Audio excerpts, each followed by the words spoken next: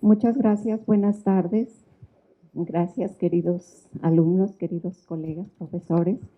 Y sobre todo, gracias por estas dos profesoras maravillosas de la Facultad de Filosofía y Letras de la UNAM, con quienes tengo el gusto no solamente de compartir asuntos académicos, sino que son mis mejores amigas, queridas hermanas.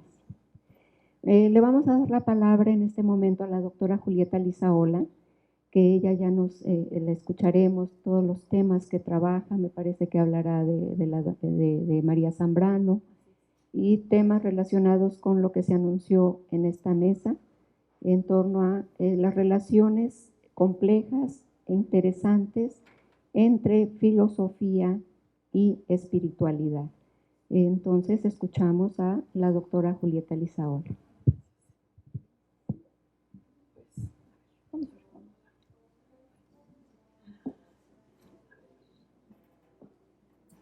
Buenas tardes, quiero agradecer su asistencia y sobre todo quiero agradecer la invitación al maestro Enríquez Torres y a mi querida amiga la doctora Sonia Torres. Y ciertamente el tema que quiero hablar esta tarde es relacionado con una filósofa española, malagueña para más señas, y esta filósofa tiene una obra amplia, importante. Voy a tratar de decir por qué importante. Y antes lo que quiero hacer es un mínimo contexto. Ella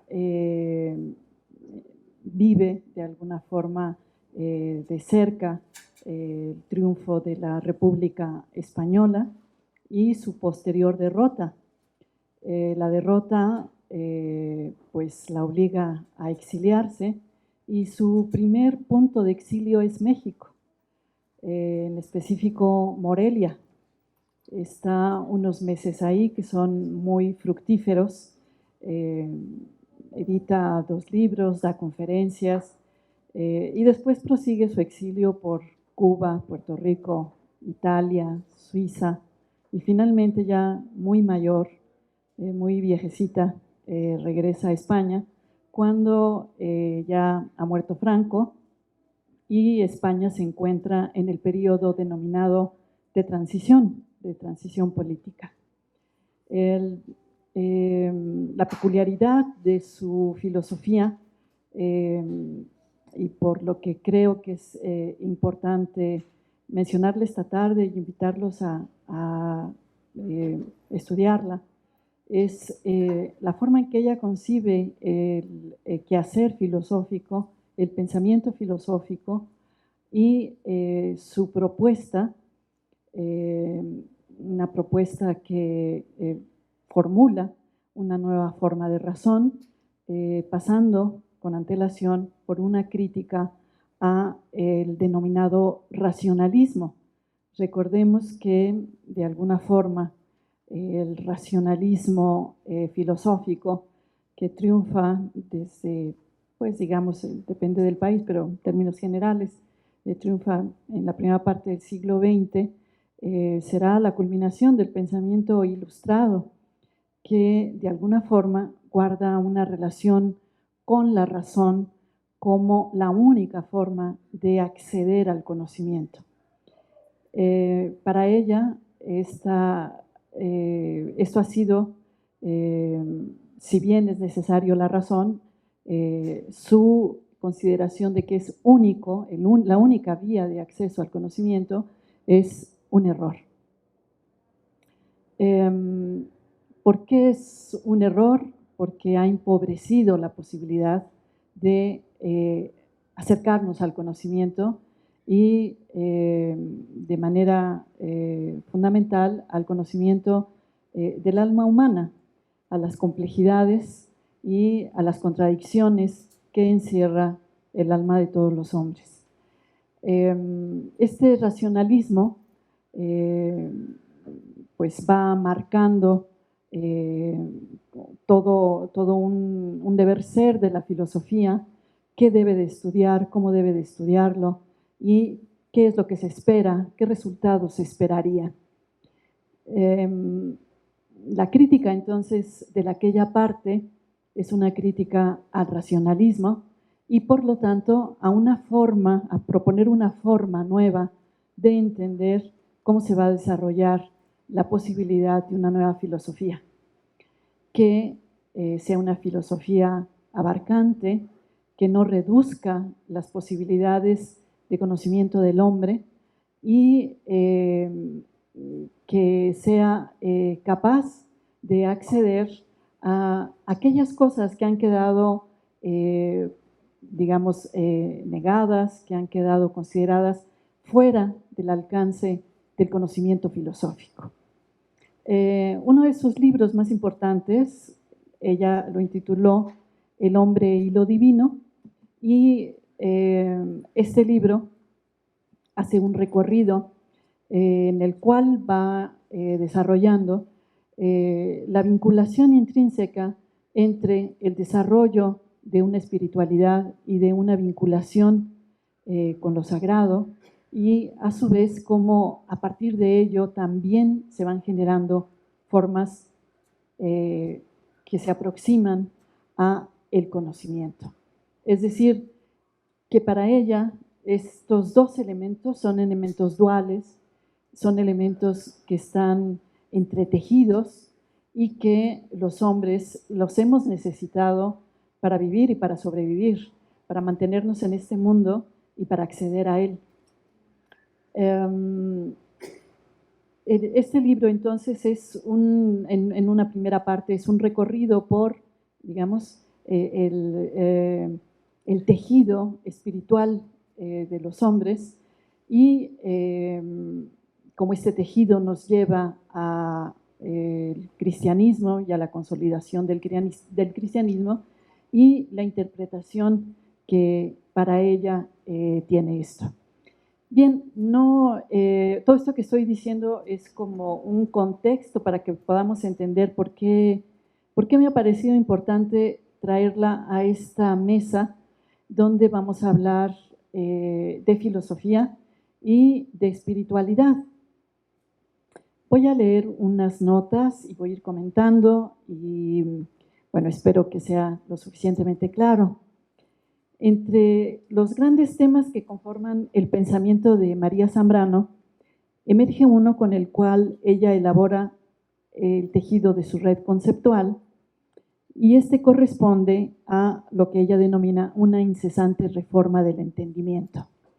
Esta categoría, reforma del entendimiento, no es nueva, ya la hemos encontrado antes también en Spinoza, y encontramos que la reforma del entendimiento es una necesidad que se le presenta a cualquier sociedad o a cualquier momento cultural, una vez que lo que se ha querido entender, lo que se ha querido conocer, resulta insuficiente. La reforma del entendimiento para ella es fundamental porque es gracias a esa reforma del entendimiento que será posible plantear una nueva manera de ejercer el conocimiento filosófico.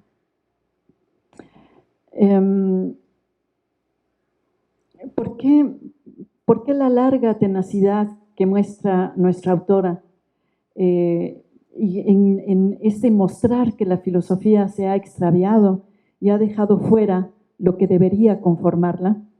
Porque en este olvido germina el pensamiento como violencia. Violencia que no permanece tan solo en las exigencias propias de las categorías y conceptos del quehacer filosófico, sino que traspasando esos límites va instaurándose como realidad que a su vez oprime y excluye lo que no ha logrado cruzar las puertas del racionalismo. La violencia, la exclusión, la dominación, que toma formas sociales, económicas y políticas, han sido parte del desmoronamiento cultural de Occidente. Podría parecer simplista y reduccionista nuestra premisa ante las hambrunas, migraciones, guerra y destrucción que hemos presenciado durante los siglos XX y XXI. Pero el pensamiento de Zambrano nos ayuda a mirar más allá de lo inmediato, ahondar en la genealogía de nuestros fracasos y a recuperarnos en el espacio que estos mismos abren. La tarea central de la filosofía, a entender de Zambrano, es aclarar lo que no se muestra y se mantiene recóndito. La palabra que logra nombrarlo lo da a luz, lo trae al mundo. En ello radica la importancia de la palabra, pues con ella se nombra y se crea. Con ella se realiza la poiesis que sostiene a la vida humana. La crisis que vivió el pensamiento de Zambrano y le inspiró a la elaboración de su obra es la misma que la nuestra. Es decir, es el intento por volver al lugar donde nacen las palabras, a ese espacio donde se significan y representan las tensiones de la vida humana y de la cual brota lo que la autora denomina los saberes de salvación, donde estos no son sino una unidad que imbrica a la religiosidad, la poesía y la filosofía, ya que estas, es una cita, comparten la misma interrogante y el borde del común abismo. Fin de la cita. La filosofía ha continuado y profundizado su excluyente y divisorio camino del saber humano. Sin embargo, en el pensamiento de Zambrano, germinado y nutrido por su tradición, por los quebrantos existenciales de Unamuno, de las críticas de Ortega a la razón moderna, el pensar poético de Antonio Machado, ese saber estar en el mundo sin pretensiones de reducirlo, y las amorosas y misericordiosas mujeres del pueblo español que recuperó Galdós. En esta herencia encontró nuestra autora los elementos para elaborar su propio tejido filosófico, el cual se sostiene en la construcción de un nuevo lenguaje, de una nueva unidad. Nuestra crisis de pensamiento vuelve a ser la incapacidad de nombrar y narrar lo que nos pasa cotidianamente, en nuestras dificultades por aprender a vivir la lucha del pensamiento por ayudarnos a apreciar el don de la vida. Sin poder nombrar, sin encontrar las palabras que se hagan cargo de lo que nos sucede, seguimos a la intemperie, sin refugio, sin un hilo rojo que nos ayude a salir del laberinto de exclusión y denigración, los cuales alcanzan no solo a las mujeres y a su mundo históricamente oprimido, sino a todos. La respuesta a tantos desasosiegos va tomando forma en el rostro femenino de la bondad, el de las mujeres galdosianas que no han temido a ser misericordiosas. Mujeres que no cayeron en la trampa ambivalente de una limitada y pobre definición de la cultura cristiana que reduce los predicados divinos a dos, a su potencia creadora y a su ser como misericordia. Predicados que realizaron el papel de formas excluyentes en la conformación de la cultura contemporánea, una cultura creadora o una cultura misericordiosa.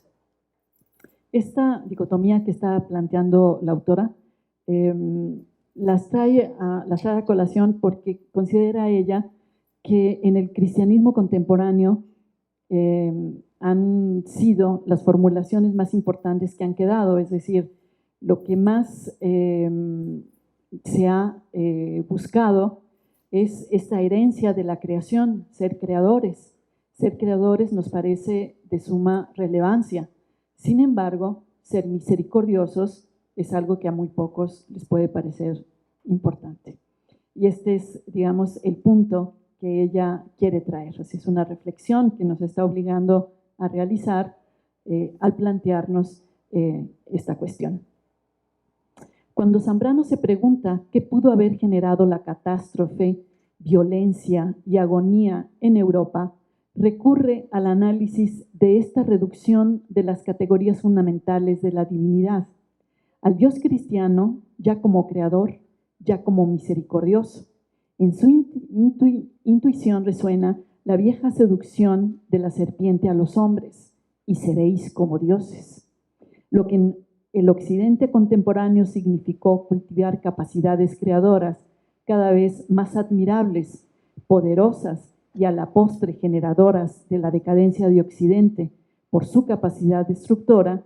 No nos quedan lejos las bombas de Hiroshima y Nagasaki, las políticas económicas del neoliberalismo impuestas por el Fondo Monetario Internacional, ni las políticas imperiales sobre África.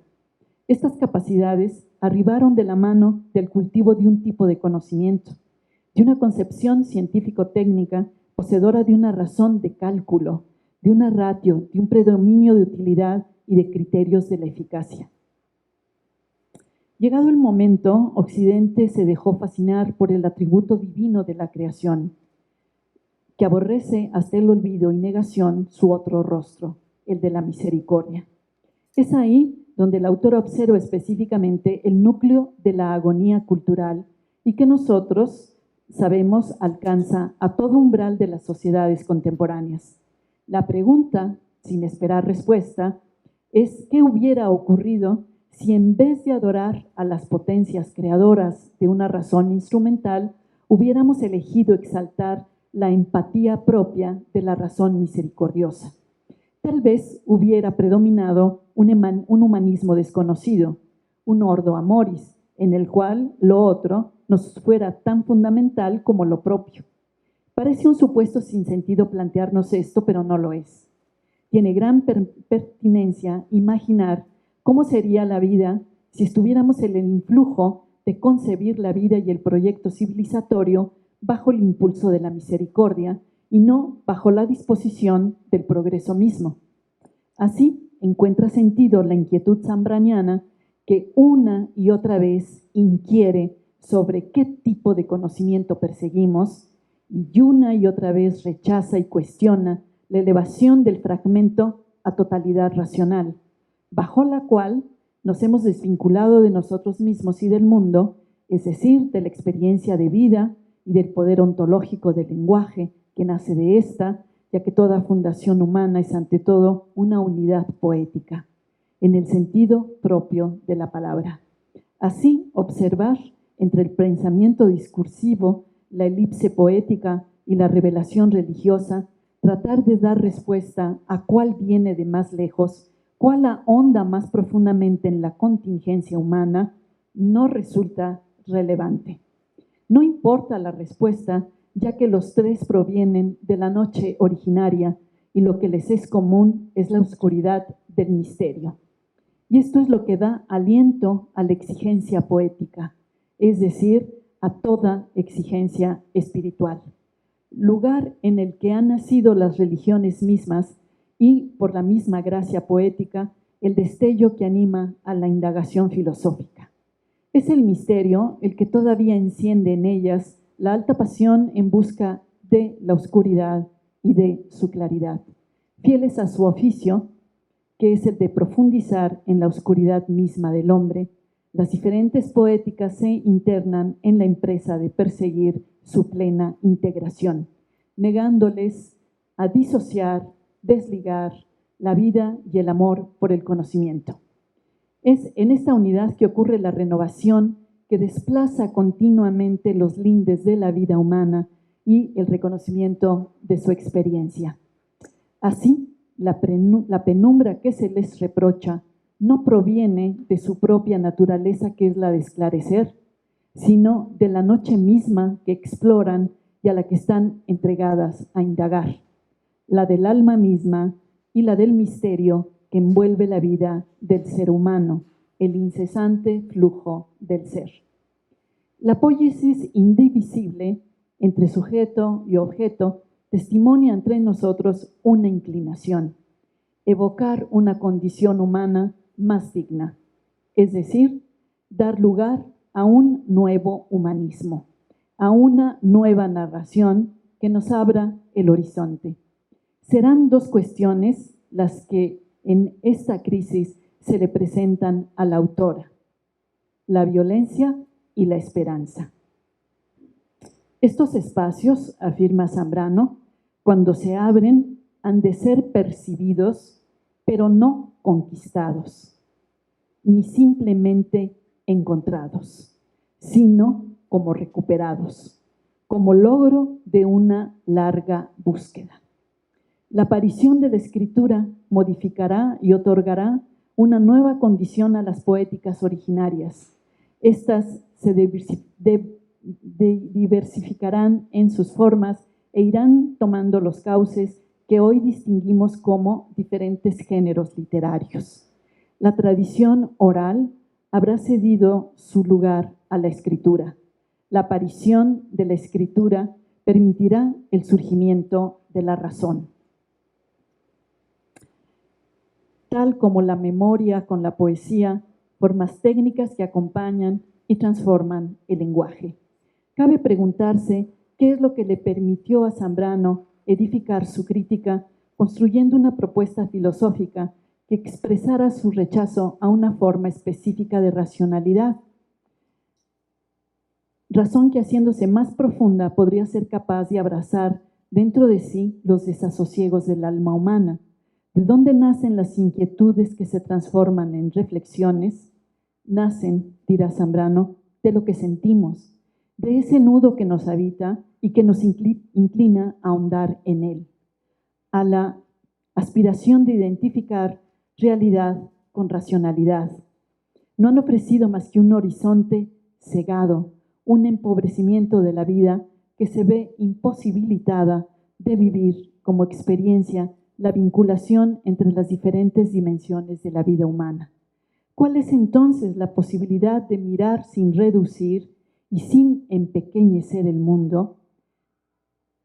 Encontrar el sentir, cito, originario en el centro mismo de la nueva propuesta de racionalidad, pretende encontrar un conocimiento encarnado, ligado al cuerpo y los sentidos. Esta es la búsqueda de la escritura filosófica de María Zambrano. Y cito, ha sido un imperativo de la filosofía desde su origen mismo el presentarse sola, prescindiendo de todo cuanto en verdad ha necesitado para ser. Mas lo ha ido consumiendo, o cuando no lo conseguía, lo ha dejado en la sombra. Así el pensamiento se ha ido alejando de la vida. Fin de la cita.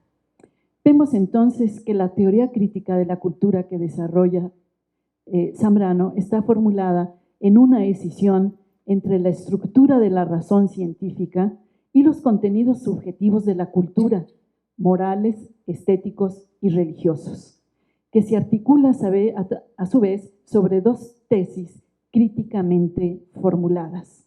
La concepción secular de la historia a partir del racionalismo cartesiano y el nacimiento de Logos y la separación de lo sagrado en Parménides.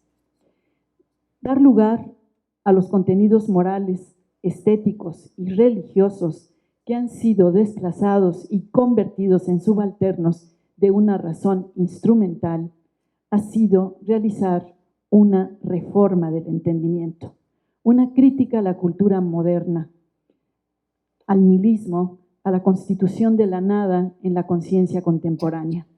En este ejercicio crítico, la nada no es solo un rasgo ontológico de la existencia, sino también un límite histórico de la conciencia moderna. La angustia no solo cuestiona la finitud del ser, sino principalmente la estructura de la cultura moderna ya agotada. Así, la angustia, que aparece como una condición histórica, es el punto de partida de una radical crítica de la historia y la cultura. Zambrano se dirige a mostrar que el vacío interior del hombre, el devorador nihilismo y la angustia son los límites históricos que demarcan la modernidad. El yo moderno, a través de su padecer, llega a la suprema resistencia. Resistencia que no significa otra cosa que luchar contra la alienación de la existencia.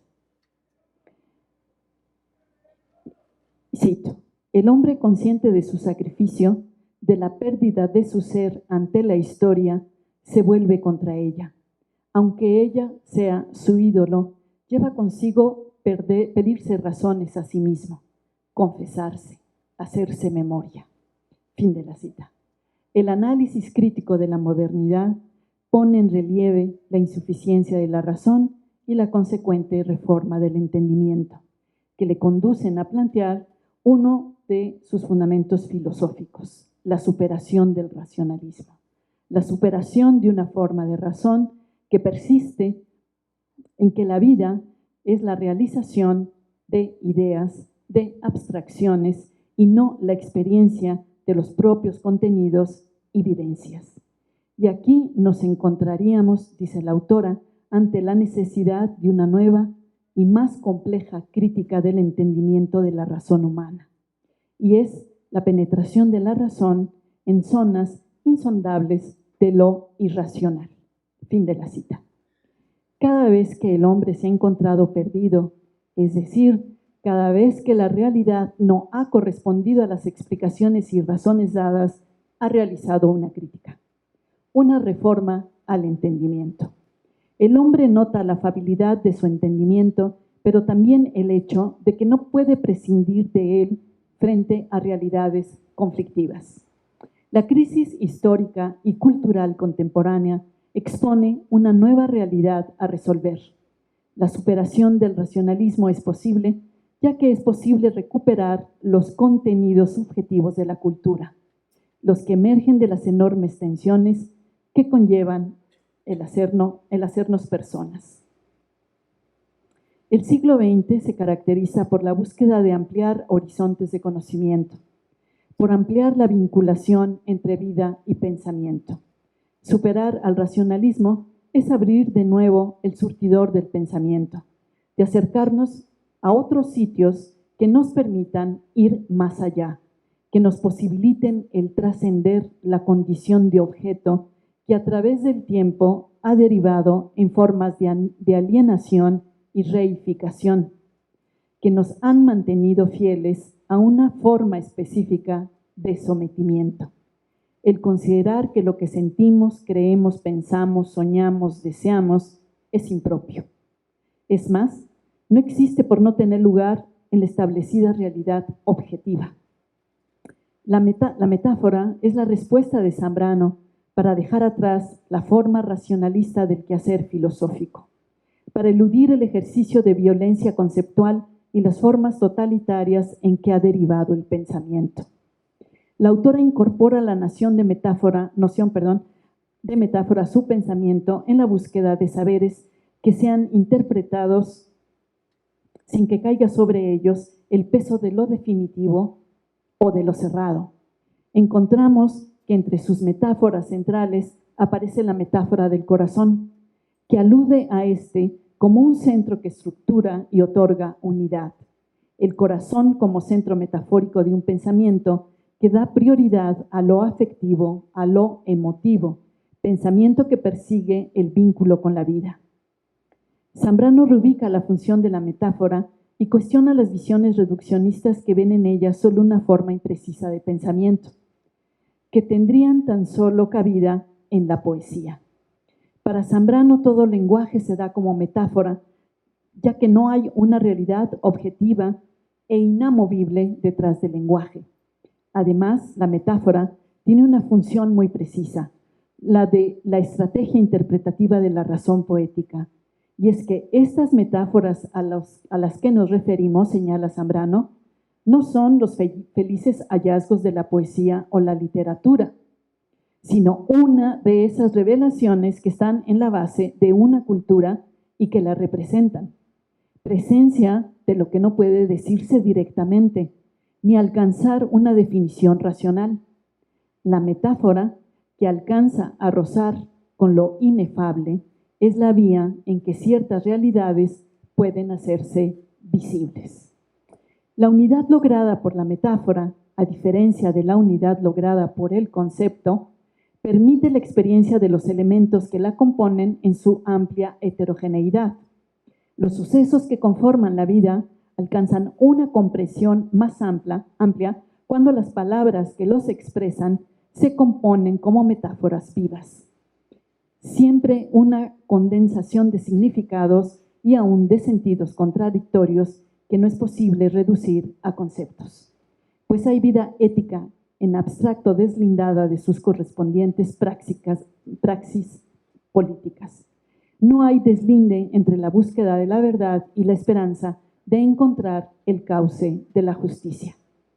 Zambrano intenta, en su escritura, ofrecer no solo otra posibilidad de mirar al mundo, sino también hacerlo a través de otra escritura, una capaz de expresar los diferentes elementos que entrelazan en su interpretación filosófica, diferentes elementos entre los que tendrán lugar relevante los saberes vencidos, las víctimas de las diferentes represiones culturales por las que ha transitado Occidente, los disidentes de las doctrinas oficiales que han querido adecuar la verdad a una idea de realidad, bajo el signo de una racionalidad específica.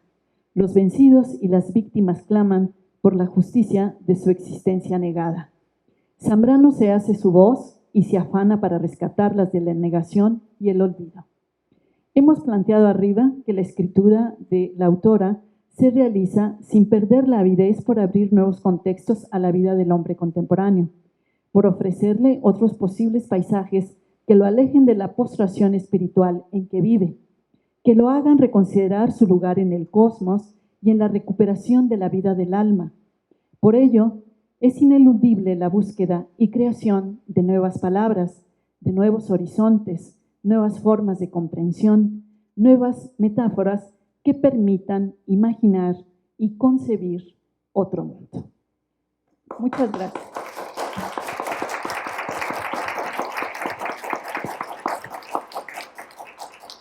Muchas gracias a la doctora Julieta Lizaola.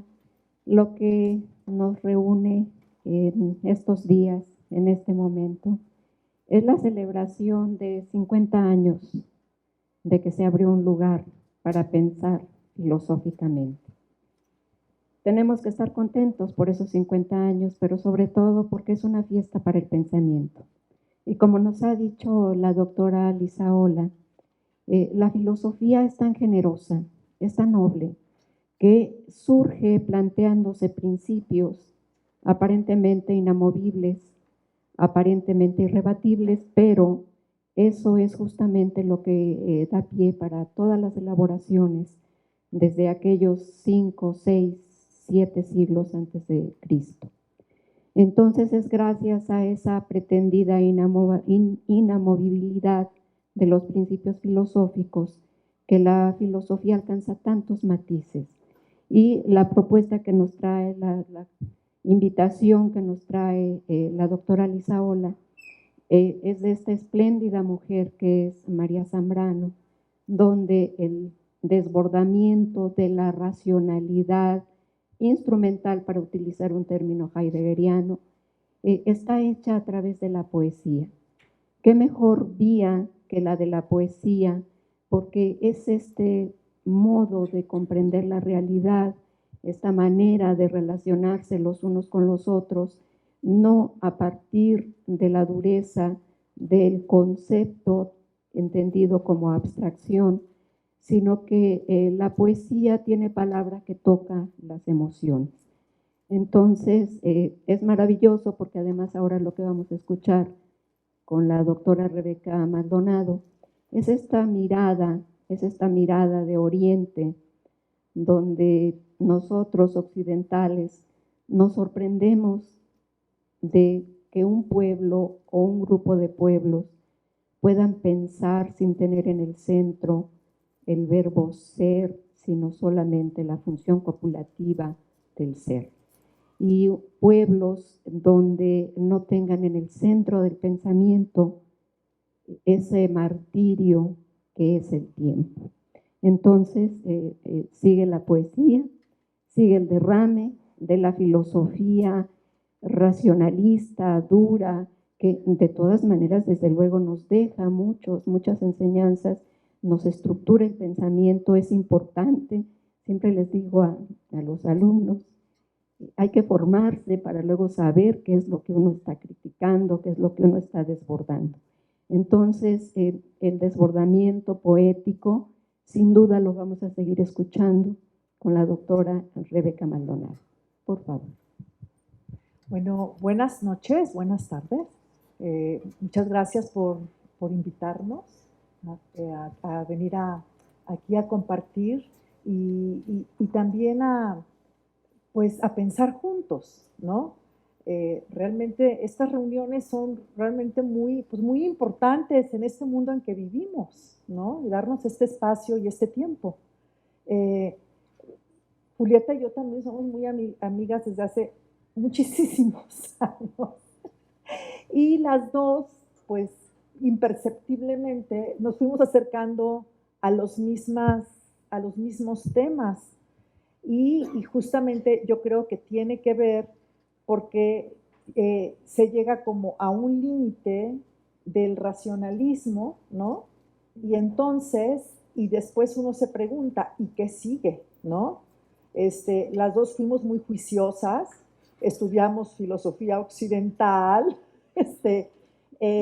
yo hice una tesis sobre Kant, ¿sí? Muy juiciosa.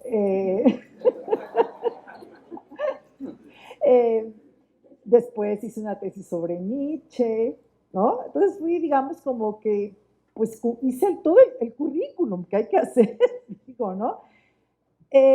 Por ejemplo, si ustedes se ponen a leer filosofía oriental sin leer Aristóteles, pues no entenderían de qué viene la novedad, ¿no? Entonces, sí es muy importante leer la metafísica de Aristóteles y es muy importante leer a Descartes, ¿sí? Entonces, si no, no entenderían por qué nos causa tantas sorpresas leer filosofías no occidentales, ¿no?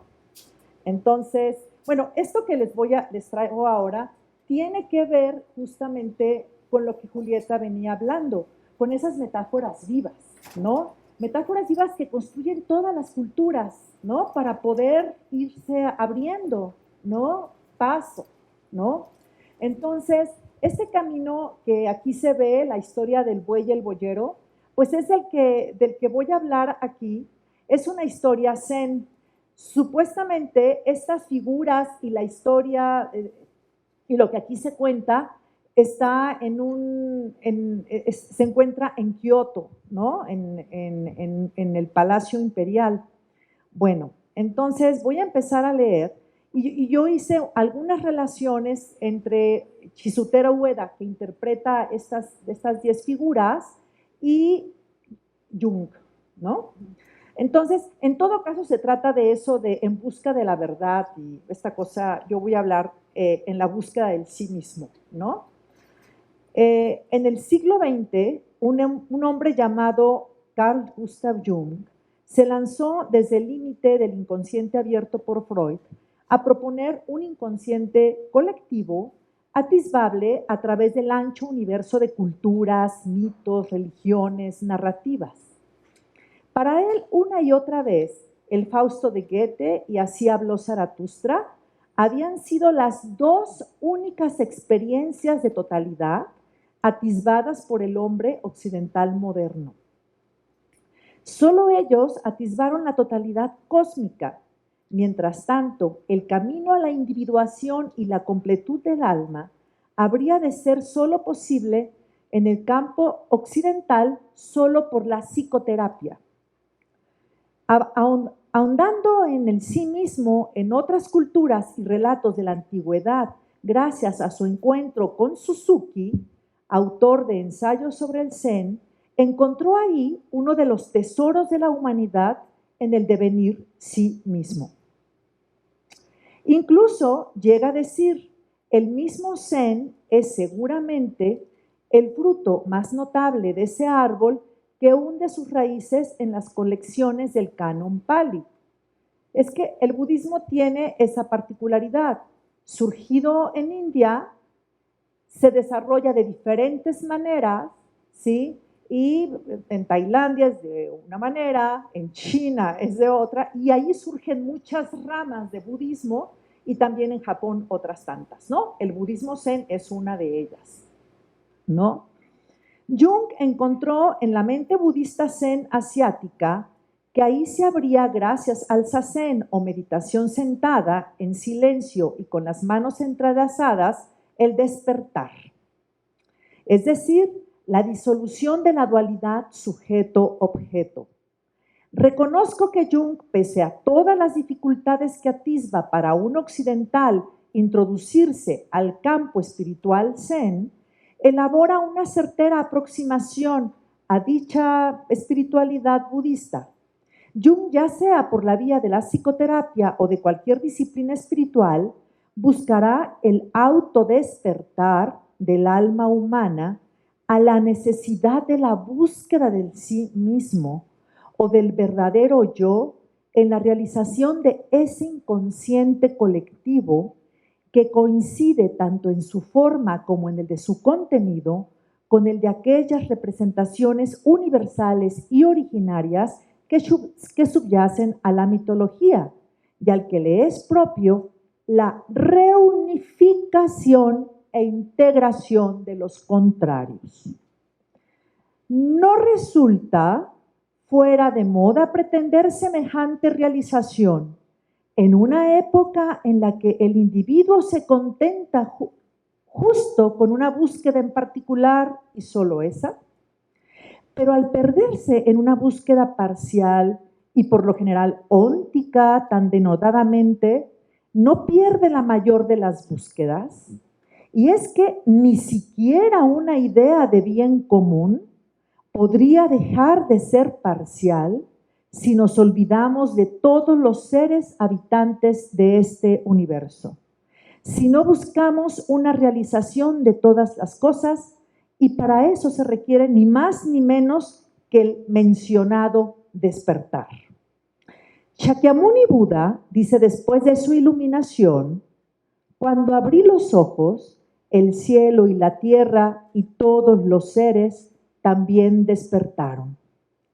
Desde hace mucho, incluso los pensadores occidentales más sensibles se han conformado con el ser humano que nos devuelve la occidentalización.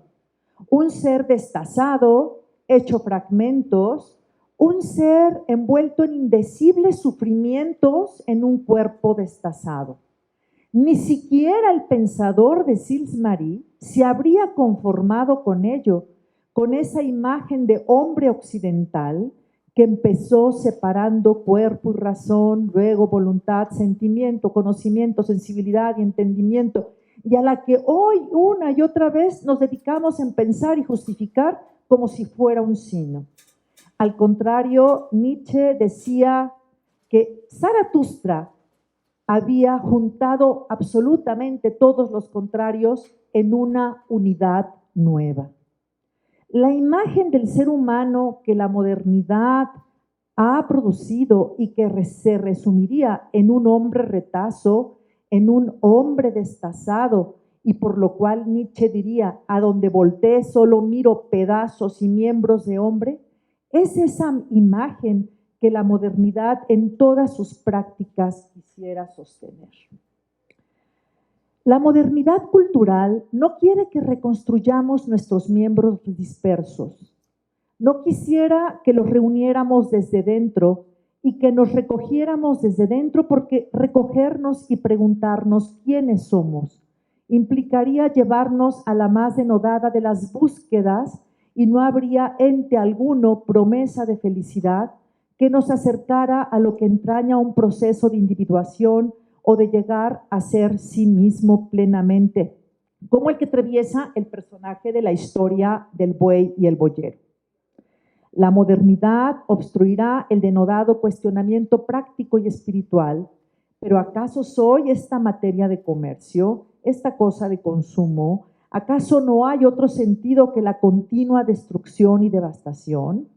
A menos que nos hagamos esta pregunta de ¿quién soy yo? Esta pregunta, no podremos detener el camino de la occidentalización, en el cual todo es sacrificable, incluso yo mismo, en un desangramiento sin fin. Por lo que todo lo que vemos a nuestro alrededor de la tragedia occidental, de lo comercializable y vuelto materia de consumo y por eso sacrificable con sus signos de carne y de sangre, ya suponía la víctima de sacrificio esencial, que es la imposibilidad de llegar a ser sí mismo. He de decir que esa imposibilidad, pensada por momentos en la ciencia ficción, en películas como Matrix y tantas otras, es muy real en el mundo contemporáneo y que acaezca la pregunta ¿por quién soy? Es tan extraordinaria como el encuentro del espermatozoide con el óvulo.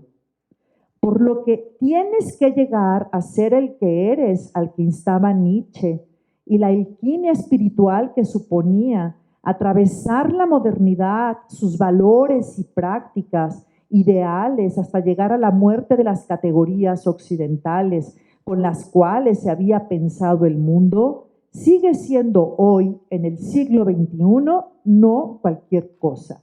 Supone la desestructuración del mundo occidental por alguien que ha decidido buscarse. Por amurallado que sea el palacio comercial del mundo inmundo y por intransitable el camino a la montaña, emprender el camino es lo que hace el boyero. Es el camino inverso a este estar toda la vida en medio de pérdidas y de ganancias. Efectivamente, en el alejamiento de sí mismo, cito, el deseo de ganancia y el temor a la pérdida arden como llamas en un incendio. Surgen opiniones sobre lo correcto y lo incorrecto. Tal es la situación humana del hombre que camina en un yermo, bueno, es como la primera imagen, ¿no? En dicha situación, el hombre con su mente destazada entre lo correcto, incorrecto, bien y mal, ganancia y pérdida, camina exhausto y desesperado y se encuentra completamente sin orientación. Pero darse cuenta de esa condición existencial ya es el principio de otra andadura. La historia del buey y el boyero nos insta a ir más allá de la pedregosa y hostil llanura. La historia del buey y el boyero consta de 10 imágenes, cada una con sus comentarios. En ella, el buey es la imagen del despertar y el buscador es el buscador de la vía. La historia nos brindará una excelente ocasión para pensar el camino de la individuación o de la realización del sí mismo, tal y como lo ha pensado el fundador de Eranos, con el arquetipo de la sombra, el ánima y el viejo sabio, a los que haremos referencia al final de este recorrido. Nosotros quisiéramos activar frente a la imagen del hombre fragmento y hecho pedazos, la imagen de ser humano que busca y emprende el camino y en el cual al final se encuentra con los otros de otra manera, siendo en lugar de un yo que es un yo, tú. Cuando, voy a saltar, en el siglo XX, dos pensadores zen participaron en el Círculo de Eranos, Suzuki y Chizutero Ueda. El primero fue el difusor del zen en Occidente y pensador zen cercano al fundador de la escuela de Kioto, Nishida Kitaro. El segundo, además de ser un filósofo cercano al pensamiento de Heidegger y de Merleau-Ponty, o sea, Chizutero Ueda, fue el filósofo de la escuela de Kioto, tal vez el último vivo. Todos estos pensadores hacen poderosamente señas en una tardomodernidad con visiones dicotómicas que sepultan un modo de ser sin dualismos. Ueda, en uno de sus textos presentado en el Círculo de Eranos, llamado Vacío y Plenitud, nos acerca la historia del buey y el boyero, relato que, según cuenta, sirve para exponer las enseñanzas del Zen y también en medio de iniciación de la práctica budista. Las imágenes que pertenecen a Shubun, pintor del siglo XVI, se encuentran en el templo de Chokokuji en Kioto, y los textos que acompañan a las imágenes pertenecen a Sekai, abad de Chokokuji. En algunas versiones anteriores a las que aquí se mostrará aparecen 5 u 8 recuadros. En ellas el buey se va volviendo más blanco y el último dibujo es el círculo vacío. Pero al agregarse a la 9ª y 10ª imagen, la 9ª y la 10ª, ¿qué es lo que se quiere señalar? Philippe Kapleau dice que uno de los que se quiso señalar con ello, que el hombre de alto desarrollo espiritual vive en el nivel de la forma y se mezcla entre los hombres con toda libertad e insta con su radianza y compasión a seguir intentándolo. De ahí que al final de la historia del buey y el boyero es un inicio para un nuevo buscador del sí mismo, ¿no? Entonces, es como, esta historia es como un círculo, ¿no? Se empieza la búsqueda, luego se encuentra con otros y luego otros inician la búsqueda. Hemos de entender que el buey es el símbolo de la iluminación o del despertar. Ya en el Oriente se le respeta por su fuerza pacífica y benevolente. Bueno, pensemos en la India, por ejemplo, ¿no?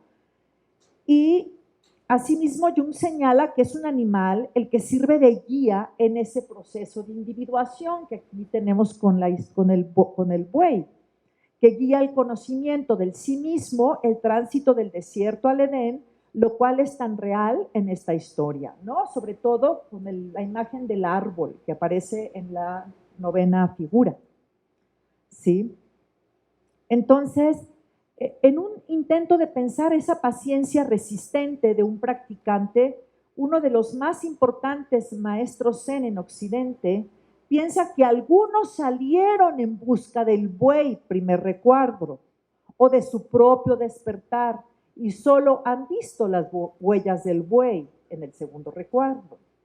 También hay quien, además de haber encontrado al buey, lo han capturado en el cuarto momento. Y personas que, yendo más allá de la manifestación de la forma, han de seguir practicando y domar al buey en la quinta imagen, hasta que el buey siga al practicante sin correas en su regreso a casa con el corazón alegre sobre el lomo del buey. En la séptima imagen, el practicante o buscador se olvida del buey y las riendas ya no son necesarias. Es como si el oro quedase separado de la escoria, dice Ueda. En la octava imagen ya no existe diferencia entre iluminación y no iluminación, entre samsara y nirvana. Los deseos han sido abandonados, el significado de santidad ha desaparecido. El comentador escribe: no te detengas donde mora el Buda. Entonces, la diferencia entre sagrado y profano desaparece. En la 9ª imagen, intitulada Regreso al fondo o al origen, el practicante desde el no hacer contempla el florecer y el marchitarse, que es la 9ª imagen, y esa acción prodigiosa, como el correr del río, está más allá de la distinción de mérito y demérito. Y en la 10ª imagen se experimenta realmente que en una completa práctica el verdadero sí mismo se mueve con toda la libertad entre la gente, ayudando cuanto sea posible. Según Ueda, es hasta la octava estación, intitulada Perfecto olvido del buey y el boyero, representado por el círculo vacío, que el verdadero sí mismo del budismo zen se hace manifiesto. No solo acontece el olvido del buey, sino el perfecto olvido del buey y del boyero. Este doble olvido es representado por el círculo vacío. Este círculo vacío significa la nada absoluta. Nada absoluta aquí es liberación del pensamiento, de la sustancia y de la autoaprehensión. Para Ueda es la nada absoluta o la gran muerte la que, según todas las experiencias religiosas, rompe con el egoísmo absoluto. Romper con el egoísmo absoluto implica entrar en la gran nada del yo. En el mismo texto de la historia del buey y el boyero se lee: todos los deseos seculares han caído. Al mismo tiempo, el significado de la santidad ha sido vaciado completamente. Así, la nada budista disuelve todo pensamiento de la sustancia, pero esta no sustancialidad es algo dinámico. Es un movimiento de desustancialización en el sentido de negación de la negación, en el sentido de muere y llega a ser, ¿no? Negación, afirmación. En la 9ª estancia aparece un árbol floreciente a la margen del río y el dibujo se llama Regreso al fondo y al origen. En el texto que acompaña la imagen dice: las flores florecen tal y como florecen desde sí mismas. No se trata, dice Ueda, de un paisaje externo, es decir, de un paisaje que nos rodea, pero tampoco de un paisaje metafórico que expresa un estado interno. Más bien, se trata de una realidad completamente nueva, presenciando el sí mismo que sin yo se pierde o se separa del sí mismo. Y aquí, en la novena imagen, aparece la resurrección desde la nada. Un árbol que florece a la orilla del río es nada más ni nada menos que el sí mismo. El fluir del río y el árbol floreciente son un juego de la libertad del sí mismo sin yo. Aquí la naturaleza, tal como florecen las flores, tal y como fluye el río, es el primer cuerpo resucitado del yo. Aquí, piensa Ueda, no se trata de un panteísmo o de una mística, es algo mucho más simple, un árbol que florece en la orilla del río y nada más. La naturaleza aquí es lo simple que no tiene mérito ni demérito, lo simple que no fue hecho por nadie, ni por un Dios, ni por la acción de nadie más. El puro surgir del árbol es lo simple en la dinámica del yo resucitado que se desarrolla desde la libertad libre del yo. En la octava estación, el corazón se ha vuelto nada y solo después resucita desde la nada y no es más que la flor en su florecimiento. Aquí el corazón no es el yo antropocéntrico y homocéntrico, es en la nada del corazón, en el punto en que las oposiciones tajantes son extintas, donde encontramos la realización de la individuación de Jung, donde radica la conexión del sí mismo con la objetividad del ente y con el florecer de las flores, la realización del inconsciente colectivo. Por eso es que el practicante puede decir, plenitud inagotable de la nada, flores florecen, la luna brilla. En la décima y última estación, el encuentro interhumano es el tema que se expresa. Aquí se demuestra el verdadero yo de la nada, resucitado entre humano y humano como la dinámica del yo sin yo en el entre. El dibujo muestra cómo se encuentra en el camino del mundo un anciano y un joven. Y la pregunta del anciano es, ¿cómo le va al otro? Esa pregunta de cómo le va al otro es para el anciano el asunto interior, su desprendimiento de sí mismo. El asunto del joven tal cual es el asunto del anciano. Si en el árbol en flor como lo simple es el primer cuerpo de la resurrección del sí mismo, el segundo cuerpo de la resurrección del sí mismo es el tú y yo y tú, eso soy. Se trata del sí mismo como el sí mismo doble debido al autodesprendimiento. Aquí tenemos de nuevo la copertenencia, vacío y plenitud desde otra perspectiva.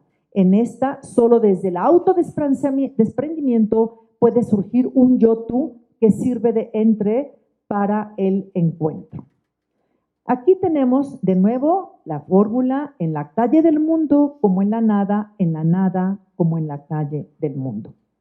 Finalmente, la triple aparición en la que el sí mismo totalmente real se muestra, o sea, es el sí mismo como nada, es sí mismo como naturaleza y a la vez es sí mismo como yo tú y regreso a la nada, regreso al otro, regreso a la naturaleza, regreso a la nada, etc. Es una dinámica que no tiene nada que ver con una sustancialidad, ¿sí?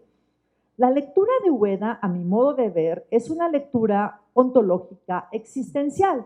Sin embargo, es suficiente esa lectura para dar con la realidad simbólica espiritual a la que apunta esa historia acompañada de 10 imágenes. Para Jung, ningún itinerario de este tipo tendría inicio sin cruzar el umbral de la sombra, arquetipo que según Jung se caracteriza por tener firmemente asentada en la conciencia la creencia de que somos los señores, que somos los factores, los hacedores, sin darnos cuenta de que somos objeto de esos factores. Creerse amo y señor es propio de la sombra. En el contexto de Ueda es pensar que yo soy yo, que para Ueda es el origen de todos los males del hombre. Desde el yo autosustancializado, dice Ueda, todo el mundo quiere la paz pero todo el mundo se arma para la guerra. O como dice la historia en la sombra, el miedo de ganancia y pérdida arden como un incendio. El ánima para Jung es la osadía de la vida. Es también un daimon dispensador de vida. El ánima en Jung sí es un factor en el buen sentido, porque la relación con el ánima es una prueba de coraje y una prueba de fuego para las fuerzas morales y espirituales del hombre. Es la fuerza del crecimiento espiritual que aparece tras atravesar la sombra y que nuestra historia se manifiesta desde el encuentro con las huellas del buey. El ánima es la fuerza que permite ir reconociendo el sentido del esfuerzo tras todas las dificultades. En muchos momentos el boyero aparece cantando, tocando la flauta y riéndose solo por el camino, hasta ir de regreso a casa montado en el buey, y para Jung, en medio del sinsentido, al alma se le revela el sentido. Leer el itinerario de la historia del buey y el boyero desde la perspectiva del anciano, otro de los arquetipos junguianos, tal vez sea más ajustado porque el anciano llega a un páramo desierto y pedregoso, alejado del hombre, y experimenta la muerte espiritual y moral, como es el caso del boyero en la primera estancia. Pero es a este anciano a quien se le abre la clave para la solución de las dificultades religiosas. En nuestra historia, el joven se aplica a la disciplina religiosa, pero también es víctima del apego a lo sagrado, hasta que en un determinado momento descubre que el samsara, este mundo del devenir, de los cambios, de la muerte, del nacimiento, es al mismo tiempo nirvana, apagamiento, justo después de la séptima estancia. Y es cuando efectivamente acontece la reconciliación de los contrarios. Esa reconciliación la encuentra tras un largo viaje desde el desierto al paraíso, guiado por el buey.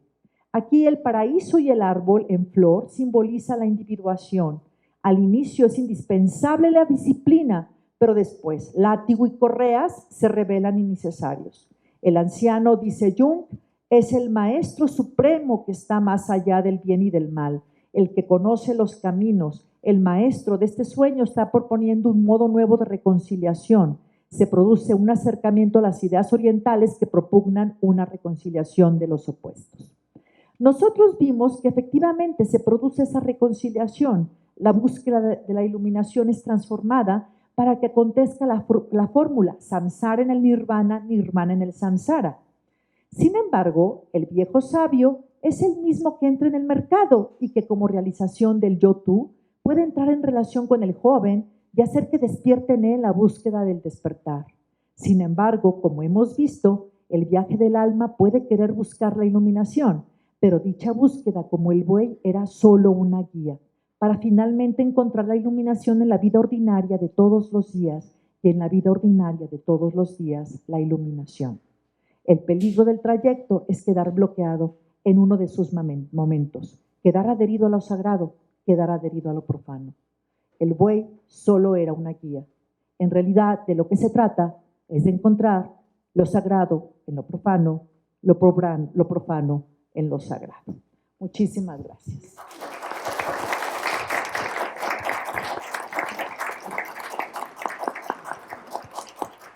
Muchas gracias.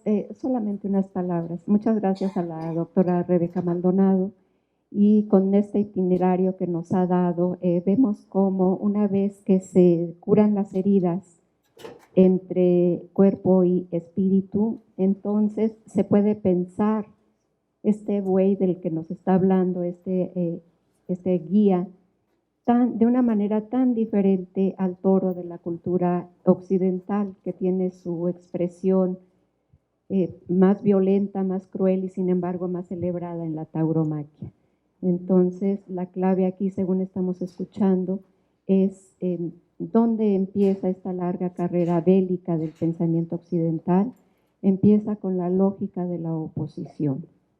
Es esto o aquello, porque toda lógica de oposición es lógica de exclusión. Entonces, hay que revertir todo eso y encontrar lo uno en lo otro. Muchas gracias. Gracias porque estoy viendo que ya sigue algo más. Gracias a las dos doctoras. Gracias, Rebeca. Gracias, Julieta. Bueno,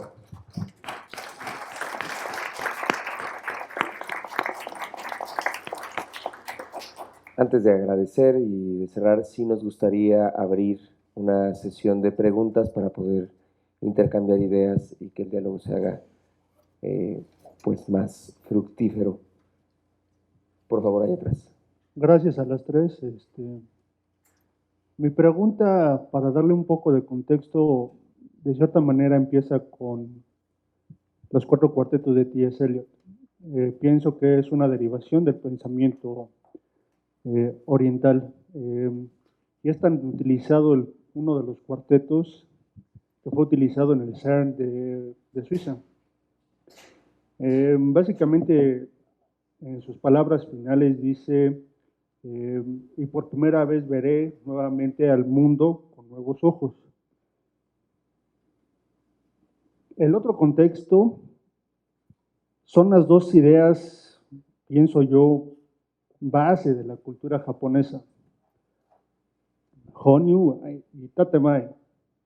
Tatemae, como ustedes a lo mejor sabrán, es lo superficial, la perspectiva pública que le damos. Y Hone es la espiritualidad. Desde la perspectiva, ya sea de María Zambrano o de Ueda, ¿cómo pueden explicar o cómo podrían dar la solución al fenómeno de los hikikomori en Japón? Que es básicamente no la solución del viejo, no la unión de los contrarios, sino más bien el aislamiento en este mundo, desde un punto de vista sociológico, en Japón, ¿cómo podrían ustedes, o cómo creen que podrían solucionarlo? Me salta a la vista la propuesta de María Zambrano, que propone unos nuevos lenguajes, un nuevo lenguaje, pero siendo prácticos, no sé si a través de la poesía podríamos resolver ese tipo de problema, porque se da con frecuencia en Japón y por eso pienso que es uno de los factores de suicidio tan altos allá. ¿Qué piensan ustedes que podría ser, no con la unión de los contrarios, sino otra perspectiva que pudieran ofrecerme?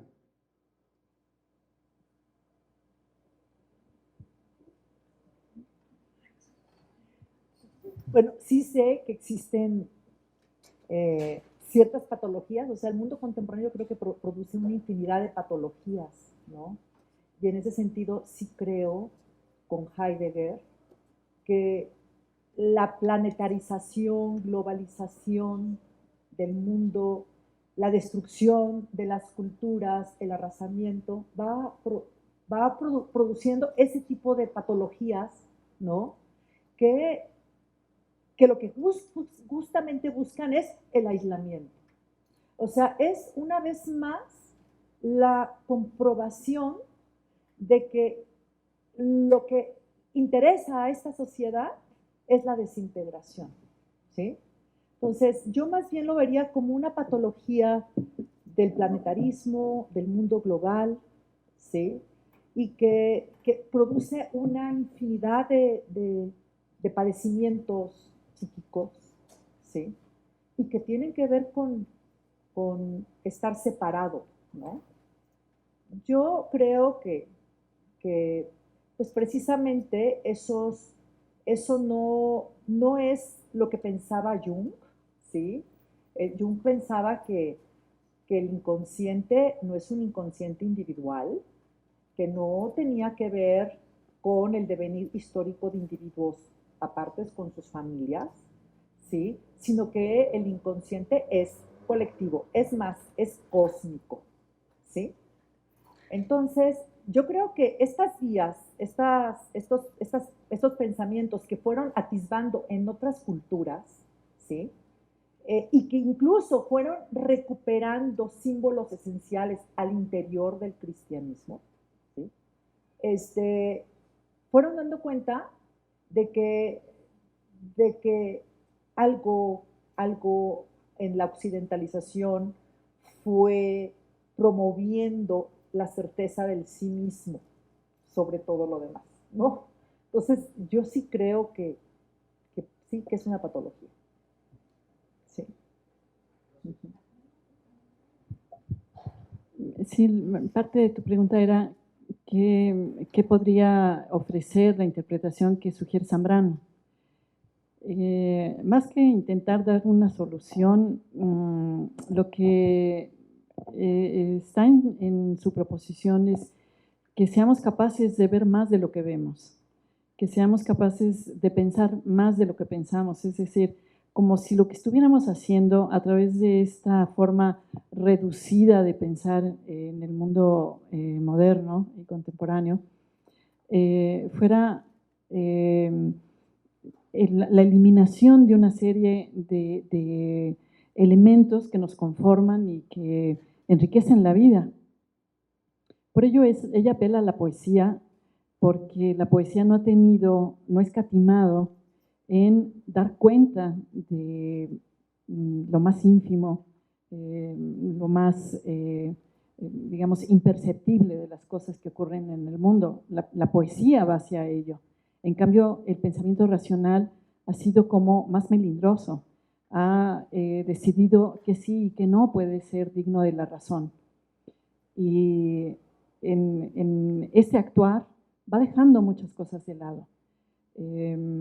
Por ello, si pensáramos de otra forma y nuestro lenguaje y lo que nombramos con él correspondiera a una riqueza más amplia, podríamos estar eliminando menos cosas, condenando menos cosas, es decir, habría una aceptación más amplia de lo que somos.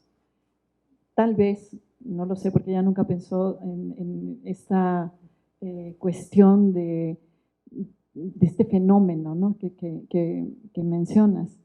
Ella consideraría más bien que la vida colectiva es la vida que nos hace, y ciertamente no formar parte de la comunidad o de la colectividad, pues es algo que nos elimina, literalmente nos elimina, nos destruye.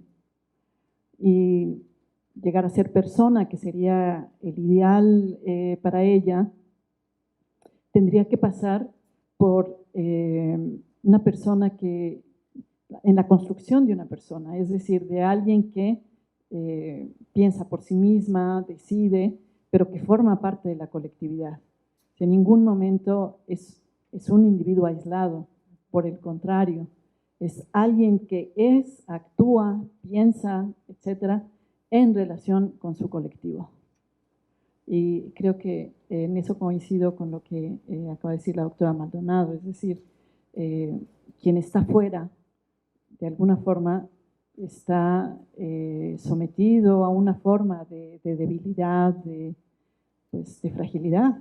Es entre nosotros que nos protegemos de todas las formas posibles, o deberíamos.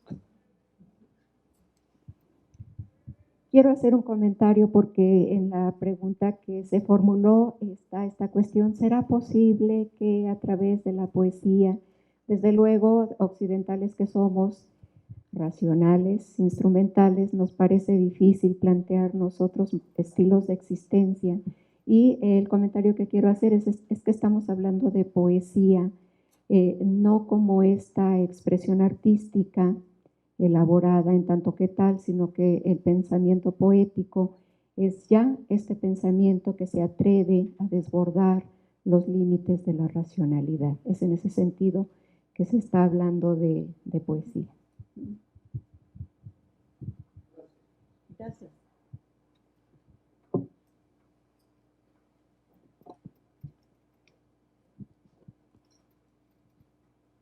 Bueno, pues muchas felicidades. Me gustó mucho y creo que en esta ponencia aprendí más sobre la filosofía occidental. Pero mi duda está en cómo puede abarcar la poesía en el mundo moderno actual, la problemática del racionalismo humano y el lenguaje. O sea, esa fue como que me entró esa duda. Sí, la idea es que el racionalismo, en tanto que persigue la elaboración de una forma de conocimiento que responde a unos criterios estrictos de verdad, va eliminando, va dejando fuera de lo que conforman los conceptos, va dejando cosas que no corresponderían supuestamente a la racionalización, a la obtención de una verdad racional sobre algo. Por decir un lugar común, hemos escuchado continuamente que las pasiones, los sentimientos, digamos, aquello subjetivo que nos conforma, bueno, no vale mucho la pena, ¿no? Lo importante es lo objetivo, lo que permanece, lo inamovible, y de alguna forma vivimos con ello, es decir, son cosas que se van escuchando continuamente y a veces no nos detenemos a pensar qué quieren decir, las incorporamos. Y la idea sería no incorporarlas en automático, sino reflexionar sobre ellas y ver si realmente, que sería esta la propuesta, si además de los elementos estrictamente racionales, otros que no son racionales, sino que corresponden a la esfera de la irracionalidad, no tienen también elementos que, reflexionando sobre ellos, nos aporten otro tipo de conocimiento o conocimientos que hemos dejado de lado, que pensamos que no son importantes, que no son necesarios y que conviven con nosotros, pero nosotros hacemos como que no existen, como que, bueno, pues sí, podemos controlarlos, no importa, seguimos con nuestra vida supuestamente racional, controlada, y entre mayor control se supone que es mejor, etcétera. Es decir, que parecería ser que hay como patrones, ¿no? Patrones de comportamiento, patrones de conocimiento, y entramos en ellos. Lo que la autora estaría proponiendo es que no solamente hiciéramos ejercicio, el ejercicio racional, que requiere todo conocimiento filosófico, pero que esa filosofía, esos, digamos, instrumentos que tenemos para realizar el conocimiento filosófico, también lo dirigiéramos hacia elementos que no son absolutamente racionales. Por ejemplo, nuestros sentimientos, nuestros padecimientos, nuestras flaquezas, nuestras debilidades. Si fuéramos hacia ellas, tal vez podríamos obtener ese conocimiento racional y también poético. Poético en el sentido de que hay otras formas de conocer que no son estrictamente una suma de conceptos o una relación continua de conceptos. No sé si me explico. ¿Sí? Gracias. Bueno, yo quisiera agregar algo. Sí, bueno, es que es increíble que en la filosofía del siglo XX y desde el siglo XIX, la poesía ha sido pues, muy socorrida, ¿no? Entonces, María Zambrano también, Heidegger también, ¿no? Nietzsche también, ¿sí? Vieron en la poesía, pues, un lugar, ese decir por metáforas, ¿no? Es lo que pensaba Nietzsche, y dice, el ser se habla en forma de metáforas, ¿no? Y él piensa que todo el Zaratustra fue justamente, pues es un influjo, el pensamiento poético realizado, ¿no? Pero, por ejemplo, Heidegger también habla esta cosa de los sentimientos no son algo mío de mi propiedad privada, ¿sí me entiende? Sino los sentimientos, las afecciones, todo el campo de las disposiciones afectivas es este decir del mundo, ¿sí? Es decir, cuando Hölderlin escribe, dice, habla el duelo sagrado, es decir, es el duelo sagrado de la huida de los dioses de la época del siglo XIX, ¿sí? O sea, no es una individualidad aparte, ¿sí? Es histórico, ¿sí? Entonces, Heidegger se da cuenta de que el decir poético o la palabra poética lo que hace es como soportar el dolor, ¿no? Soportarlo, el dolor del mundo, y lo dice, ¿sí? Entonces, sí, es el índice de la poesía, pues es muy importante porque todavía hay alguien que dice eso y que nosotros otros lo escuchen, ¿sí? Pero si nadie lo dice y nadie lo escucha, ahí es la tragedia, ¿sí? O sea, es muy importante el decir del poeta, ¿sí? ¿Por qué? Porque nos obliga a una escucha y nos obliga a leernos, ¿sí? Uh-huh.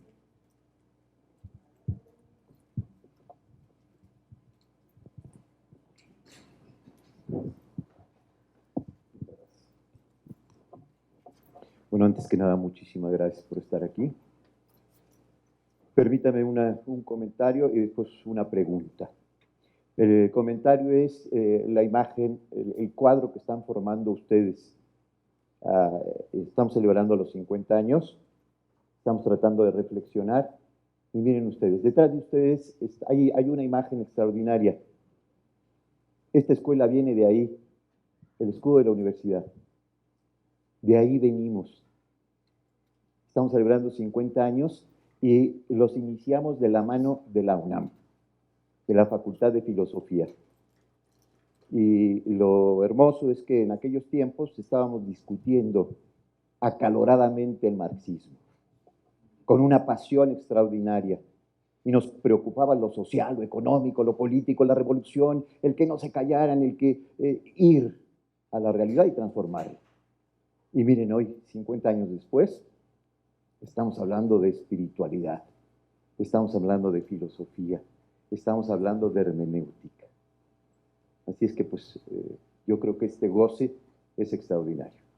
Así es que ustedes están haciendo vida esa cadena que nos lleva, ese entrelace que nos lleva 50 años. Así es que es un doble gozo. Muchísimas gracias por esto. Por supuesto, junto con ustedes, el maestro Shirao, el maestro Villoro, el maestro Sea, el maestro Dussel, Juliana, todos sus compañeros. Y bueno, no solamente en aquel momento, sino hasta el día de hoy, algunos hemos pasado por ahí, otros, etcétera, etcétera. Seguimos en ese proyecto. Entonces, muchísimas gracias por eso. Y la pregunta es, en el debate de la hermenéutica contemporánea, o en el debate donde yo me quedé, se hablaba de la hermenéutica metafórica. Y hay un compañerito por ahí de ustedes también, gran amigo de nosotros, Mauricio Beuchot, que decía, no, la metáfora no, o sí la metáfora, pero no olviden ustedes la hermenéutica analógica. Y todas las batallas, por ahí ustedes conocen mejor que yo, todas las batallas que ha librado. ¿Qué nos puede decir la hermenéutica analógica de las dos extraordinarias exposiciones que acaban ustedes de hacer?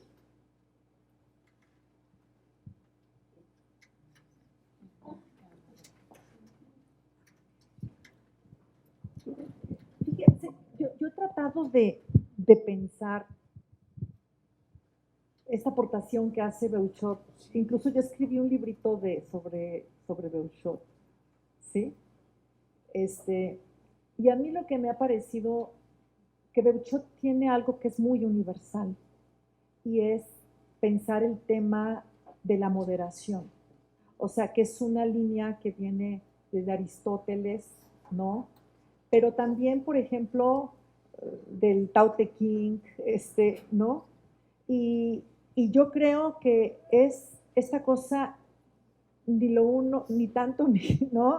Ni un extremo ni el otro extremo, ¿no? Sino una vía media. Es algo que pertenece a las culturas históricas, ¿no? Yo recuerdo, bueno, forma parte del pensamiento budista la vía media, ¿no? Que el Buda se da cuenta de que no es el ascetismo, pero tampoco el hedonismo, ¿no? Sino una vía media, ¿no? Entonces, yo sí creo que forma parte de la interrogación actual pensar qué es lo justo, ¿no? ¿Qué es la vida proporcionada, ¿no? Y que Heidegger a veces le sale como lo simple, ¿no? Lo simple, ¿no? Lo sencillo, o sea, lo sencillo como la jarra, lo sencillo como la banca, lo sencillo como el camino, ¿no? Entonces, lo sencillo, ¿no? Lo que es siempre igual, pero diferente, siempre igual, ¿no? Lo ves diferente, pasas diario por ahí, lo ves, pero siempre se muestra diferente, ¿no? Entonces dice, falta la fuerza para lo sencillo. Y yo creo que por allí yo podría encontrar algo muy cercano a la propuesta de Mauricio, ¿no? Sí.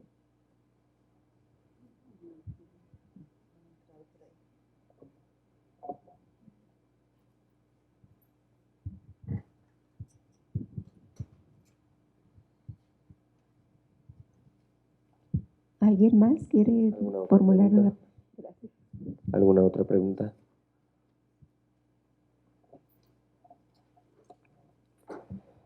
Bueno, me permiten hacer un comentario si no hay preguntas. Claro que sí, maestra. Yo siempre Doctora. les digo en las clases, avísenme porque ya saben cuánto me gusta hablar y entonces me voy por allá. Es una manera como de recoger todo lo que hemos escuchado y efectivamente las luchas del pensamiento van cambiando históricamente. Sí, se hablaba de marxismo y no es que ahora no se hable de marxismo, sino que está implícito en lo que se está hablando ahora. Entonces es una de las bellezas de la filosofía que el pensamiento, para que sea digno de ponerse en actividad, tiene que estar enlazado con las realidades que nos toca vivir, y entonces las realidades son incesantemente cambiantes y eso pareciera que nos distrae de temas que habían sido tan recurridos, tan adorados, tan trabajados, pero no es eso. La inmediatez de la realidad es siempre un desafío y todo lo que se ha trabajado, lo que se ha pensado, está ahí como espesor del pensamiento que está dirigido a los problemas que en este momento son gravísimos. Volteamos a ver el mundo, la planetización, la globalización, el ver los mandatarios que están llegando. Es bien preocupante lo de Brasil, por ejemplo, ¿no? Entonces, sin pensar en lo que ya sabemos del norte de nuestro país, entonces nuestra realidad nacional tan sangrante, tan adolorida, tan carente de espiritualidad, hay que decirlo, por la seducción de los objetos que nos entrega el capitalismo. Entonces los problemas cambian, las realidades cambian, pero el pensamiento va acumulando todos los matices y entonces se vuelve a poner en juego todo lo que ya se ha hablado. Yo agradezco mucho, antes de que nuestro presentador oficial, muchas gracias, doctora Rebeca Maldonado. Son personas sumamente ocupadas y que tienen la generosidad de venir a hablar con nosotros. Gracias, doctora Maldonado. Muchas gracias, doctora Julieta Lizaola, y gracias.